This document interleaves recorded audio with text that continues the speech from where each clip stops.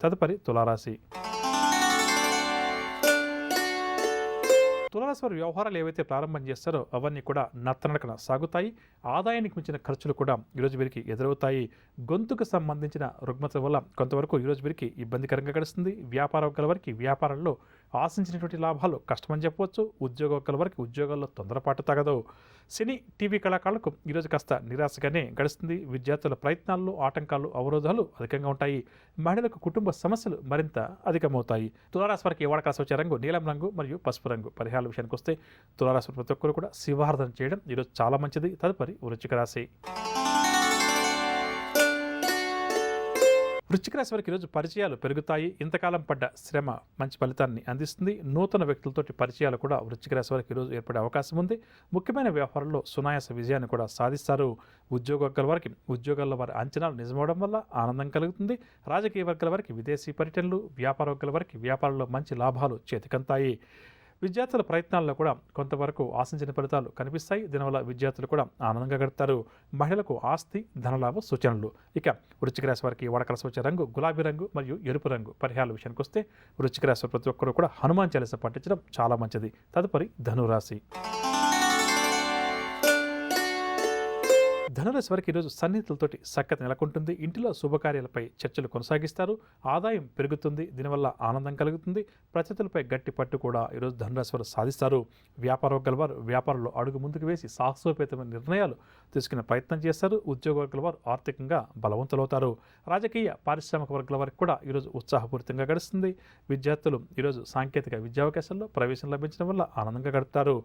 మహిళలకు ఉద్యోగయోగ సూచనలు. ఇక ధనురాశి వారికి వాడకాల్సి వచ్చే రంగు గోధుమ రంగు మరియు ఆకుపచ్చ రంగు. పరిహారాల విషయానికి వస్తే ధనురాశి ప్రతి ఒక్కరూ కూడా విష్ణు సహస్రనామ స్తోత్రాన్ని పారాయణం చేయడం ఈరోజు చాలా మంచిది. తదుపరి మకర రాశి. మకర రాశి వారికి ఈరోజు ఇంటిలో విభేదాలు మనస్పర్ధలు అధికంగా ఏర్పడతాయి. కావున కుటుంబ సభ్యులతోటి సంభాషించేటప్పుడు మకర రాశి వారు చాలా జాగ్రత్త వహించాలి. బంధువులతోటి స్నేహితులతోటి కూడా మాట పట్టింపులు ఏర్పడే అవకాశం ఉంది. ఆర్థిక పరిస్థితి కొంత అసంతృప్తికరంగానే ఈరోజు వీరికి ఉంటుంది. మానసిక అశాంతి కూడా అధికంగా ఉంటుంది. విలువైన వస్తువులు కూడా చేజార్చుకుంటారు. కావున జాగ్రత్త వహించాలి. ఆరోగ్య భంగం ఔషధ సేవనం కూడా మకర రాశి వారికి తప్పకపోవచ్చు. వ్యాపార వర్గాల వారికి వ్యాపారాల్లో ఆటుపోట్లు ఎదురవుతాయి. ఆశించిన మేర వ్యాపారాలు జరగకపోవడం వల్ల నిరాశ చెందుతారు. ఉద్యోగ వర్గాల వారికి ఈరోజు బదిలీలకు సంబంధించినటువంటి సమాచారం అందే అవకాశం ఉంది. సినీ టీవీ కళాకారులకు కూడా కొంతవరకు ఇబ్బందికరంగానే గడుస్తుంది. విద్యార్థులు ఈరోజు వెలువడే ఫలితాలపై నిరుత్సాహం వ్యక్తం చేస్తారు. మహిళలకు ఒక సమాచారం ఏదైతే అందుతుందో అది కొంతవరకు నిరాశను మరియు గందరగోళాన్ని కలిగిస్తుందని చెప్పవచ్చు. ఇక మకర రాశి వారికి వాడకాల్సి వచ్చే రంగు నలుపు రంగు మరియు కాఫీ రంగు. ఈరోజు మనందరం కూడా దీపావళి పండుగను జరుపుకుంటున్నాం. ప్రధానంగా లక్ష్మీ అమ్మవారిని ఈరోజు మనందరం కూడా విశేషంగా పూజిస్తామని చెప్పవచ్చు. లక్ష్మీ అమ్మవారి యొక్క అనుగ్రహం మనకు కలగాలి అని చెప్పి అనుకున్నప్పుడు జ్యోతిష్శాస్త్రరీత్యా ద్వాదశ రాశుల వారు కూడా ఈ దీపావళి పండుగ సందర్భంగా అమ్మవారిని ఏ విధంగా పూజించాలి అన్న అంశాలు ఈరోజు మనం తెలుసుకునే ప్రయత్నం చేద్దాం. మొట్టమొదటిగా మేషరాశి. మేషరాశి వారు ఆర్థిక పరిస్థితి మెరుగుపడడం కోసం లక్ష్మీ అమ్మవారి యొక్క అనుగ్రహం సంపాదించడం కోసం ఈరోజు దీపావళి పండుగ సందర్భంగా ప్రధానంగా ఎర్ర చందనం మరియు కుంకుమ పువ్వుతోటి అధికంగా పూజించాలి. అదేవిధంగా గణపతి ప్రతిమను కూడా పూజించి ఆ గణపతి ప్రతిమ ఏదైతే ఉందో దాన్ని వారు ఎక్కడైతే డబ్బు నిల్వ ఉంచుకుంటారో అక్కడ ఏర్పాటు చేసుకునే ప్రయత్నం చేయడం చాలా మంచిదని చెప్పవచ్చు. అదేవిధంగా చందనము మరియు కేసరి కలిపి ఒక తెల్లని వస్త్రం మీద స్వస్తిక్ గుర్తును రాసి ఆ క్లాత్ని ఈరోజు లక్ష్మీ అమ్మవారి పూజ సందర్భంగా పూజించి ఆ తర్వాత ఆ వస్త్రాన్ని కూడా ధనం ఎక్కడైతే నిల్వ ఉంచుకుంటారో అక్కడ ఏర్పాటు చేసుకోవడం చాలా మంచిదని చెప్పవచ్చు.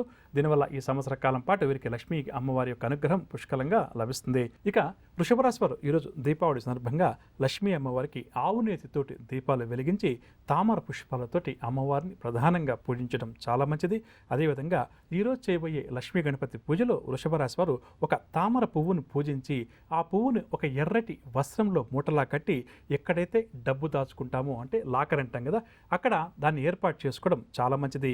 దీనివల్ల వీరికి లక్ష్మీ అమ్మవారి యొక్క అనుగ్రహం ఈ సంవత్సరం కాలం పాటు పుష్కలంగా ఉంటుందని చెప్పవచ్చు. ఇక మిథున రాశి వారు ఈరోజు అమ్మవారిని పూజ చేసే సమయంలో ప్రధానంగా ఏంటంటే పీచుతో ఉన్నటువంటి ఒక కొబ్బరికాయను లక్ష్మీ అమ్మవారికి సమర్పించాలి. అంటే ఎక్కడైనా లక్ష్మీ అమ్మవారి ఆలయం ఉంటుంది కదా అక్కడికి వెళ్ళి పీచుతో ఉన్న కొబ్బరికాయను అమ్మవారి ఆలయంలో ఇవ్వాలి. అదేవిధంగా ఈరోజు లక్ష్మీ అమ్మవారిని మరియు గణపతిని పూజించే సమయంలో పసుపు కొమ్మలతోటి మాల తయారు చేసి గణపతికి మరియు అమ్మవారికి సమర్పించి ఆ తర్వాత అంటే పూజ పూర్తయిన తర్వాత ఒక ఆకుపచ్చని వస్త్రంలో ఆ పసుపు మాల ఏదైతే ఉందో ఆ మాలను ఏర్పాటు చేసుకుని దాన్ని ఎక్కడైతే వీరు డబ్బు నిల్వ ఉంచుతారో అక్కడ ఈ సంవత్సరం కాలం పాటు ఉండేలా ఏర్పాటు చేసుకోవాలి. తదుపరి కర్కాటక రాశి. కర్కాటక రాశి వారు లక్ష్మీదేవిని ఈరోజు ప్రధానంగా స్వచ్ఛమైన గంధంతో మరియు కుంకుమ పువ్వుతోటి యథాశక్తిగా పూజించడం చాలా మంచిది. అదేవిధంగా గోమాతకు ఆకుకూరలను ఆహారంగా ఈరోజు ఎంతవరకు వీలుంటే అంతవరకు అందించడం చాలా మంచిది. ఇక మనీ ప్లాంట్ పెంచుకోవాలి అని చెప్పి ఎవరైతే కర్కాటక రాశి వారు అనుకుంటున్నారో ఈరోజు ఆ పూల కుండీలో మనీ ప్లాంట్ని ఏర్పాటు చేసుకుని ఈ రోజు నుంచి ప్రతిరోజు కూడా ఆ మనీ ప్లాంట్కి నీరు పోయడం చాలా మంచిదని చెప్పవచ్చు. సింహరాశి వారు ఆవు నీటితోటి 2 దీపాలు వెలిగించి ఆ 2 దీపాలను ప్రధాన సింహద్వారం బయట అంటే ద్వారానికి ఇటువైపు ఒకటి అటువైపు ఉండేలా ఏర్పాటు చేసి సాధ్యమైనంత వరకు కూడా రాత్రంతా కూడా ఆ దీపం వెలిగేలా ఏర్పాటు చేసుకోవడం చాలా మంచిది. అదేవిధంగా ఒకవేళ ఆవు నెత్తుటి దీపాలను వెలిగించిన కష్టం అనుకుంటే నువ్వుల నూనెతోటి కూడా ఈ విధంగా ఏర్పాటు చేసి సింహద్వారం బయట ఆ 2 దీపాలు మాత్రం రాత్రంతా వెలిగేలా వీరు కాస్త జాగ్రత్త వహిస్తే మంచిదని చెప్పవచ్చు.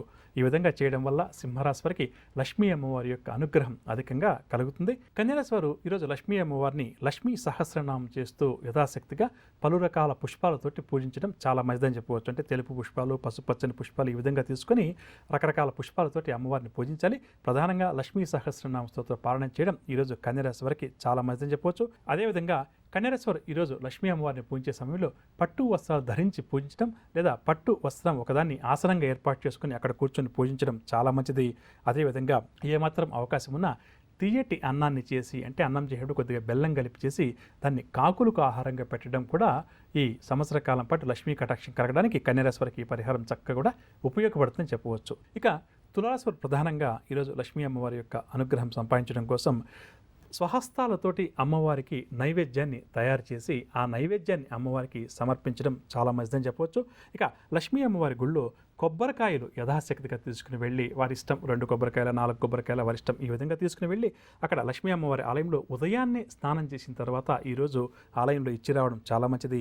అదేవిధంగా లక్ష్మీ అమ్మవారి పూజ చేసే సమయంలో అమ్మవారి పాదాల దగ్గర ఒక మంచి తామర పువ్వును ఏర్పాటు చేసి పూజించడం మరింత మంచిదని చెప్పవచ్చు. వృశ్చిక రాశి వారు లక్ష్మీ అమ్మవారి ముందు ప్రధానంగా దీపాలు వెలిగించే సమయంలో ఆ 2 దీపాల్లో కూడా కొద్దిగా నువ్వులు ఉంటాయి కదా, నల్ల నువ్వులు, వాటిని వేసి దీపం వెలిగించడం, అదేవిధంగా శ్రీ సూక్తాన్ని పఠించడం, తెల్లటి పుష్పాలతోటి లక్ష్మీ అమ్మవారిని పూజించడం ఈరోజు చాలా మంచిదని చెప్పవచ్చు.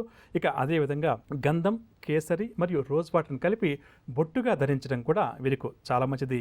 దీంతో పాటుగా వృశ్చిక రాశి వారు లక్ష్మీ అమ్మవారి పూజ అయిన తర్వాత కానీ లేదా ప్రారంభం చేసే సమయంలో కానీ గురుగ్రహ మంత్రాన్ని పఠించడం యథాశక్తిగా చాలా మంచిదని చెప్పవచ్చు. తదుపరి ధనురాశి. ధనురాశి వారు ఈరోజు లక్ష్మీ అమ్మవారిని పూజించే సమయంలో ప్రధానంగా తమలపాకులతోటి అమ్మవారిని పూజించడం, తమలపాకులతోటి లక్ష్మీ అమ్మవారిని అలంకరించడం విశేషంగా ఈ సంవత్సర కాలం పాటు వారికి ఏదైతే ఏలినాటి శని ప్రభావము ఇవన్నీ ఉన్నాయో అన్నీ కూడా తొలగిపోవడానికి తమలపాకులతోటి పూజించడం చాలా మంచిది.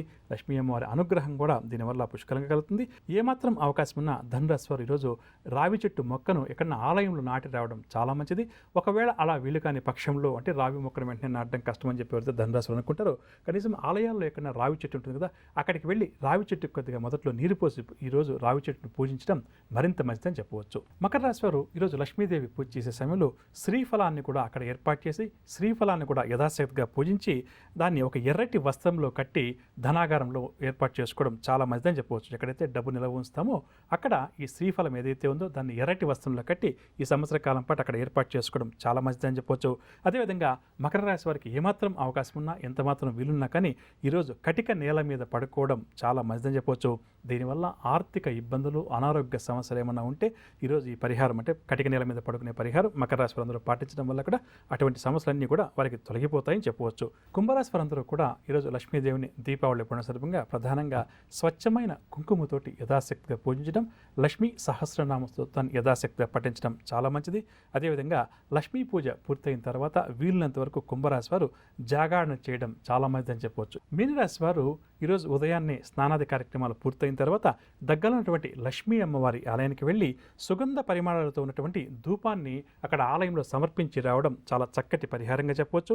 అదేవిధంగా మీనరాశి వారు ఎవరైతే మనీ ప్లాంట్ ఇంట్లో ఏర్పాటు చేసుకోవాలి అని చెప్పి అనుకుంటున్నారో ఈ దీపావళి సందర్భంగా వారి మనీ ప్లాంట్ నాటడం, ప్రతిరోజు కూడా ఆ మనీ ప్లాంట్ యొక్క సంరక్షణ బాధ్యతలు స్వీకరించడం చాలా మంచిది.